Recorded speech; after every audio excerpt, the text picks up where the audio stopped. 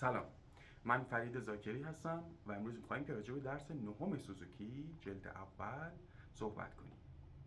حرکت بی پایان یا اتود شماره 1 نام این قطعه هست و از یک فیگور ثابت تشکیل شده، فیگور 4 تا چنگ که در انتهای قطعه یک واریاسیون بی هم به ما ارائه میکنه که همین فیگور آرشه ضرب در 2 میشه. هر نوتمون 2 تا دولا چنگ میشه که تفاوت سرعت فقط توی آرشه اتفاق میفته. آرشه ها کوچیک میشن و سرعت آرشه ها 2 برابر میشه. ببینید، برای اینکه ما بتونیم همچین قطعه‌ای اجرا کنیم، قطعاتی که از لحاظ آرشه کشی فقط یک فیگور ثابت دارن، باید توجه کنیم که یک محلی از آرشه انتخاب کنیم و تا انتهای قطعه در همون محل بمونیم.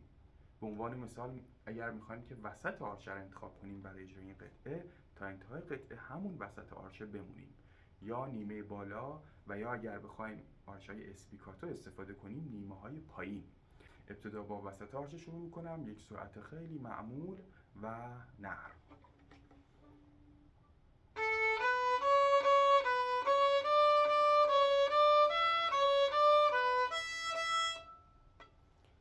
با نیمه بالا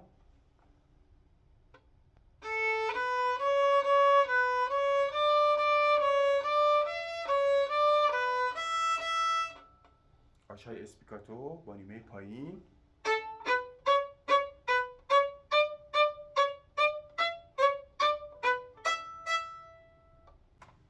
این اتود از 8 جمله دو میزانی تشکیل شده که جمله ها میدونیم که هر دو جمله با هم تشکیل یک عبارت میدن. پس در نتیجه از 4 عبارت دو جمله‌ای که هر جمله دو میزان هستش این قطعه ما رو تشکیل میدن. بریم ببینیم چه شکلی صدا میده اگر که از ابتدا تا انتهای قطعه رو اجرا کنیم.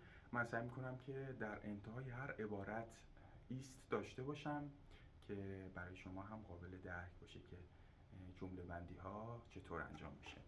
با نیمه بالا اجرا میکنم با سرعت خیلی معمول و نسبتاً آرومتر.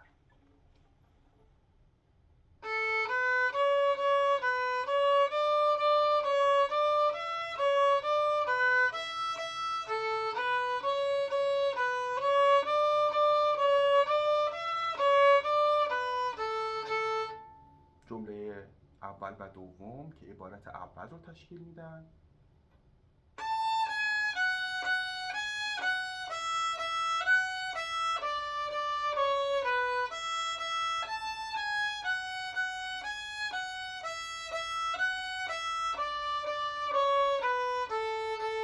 عبارت دوم.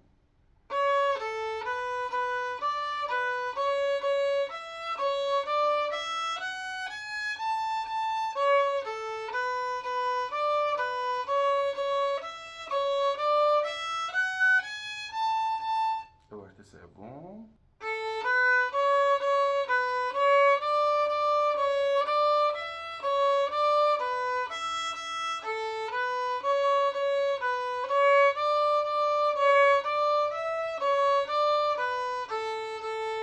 و در نهایت عبارت چهارم که به مانند قطعات قبلی این کتاب، عبارت اول و عبارت آخر دقیقاً عین هم هستند.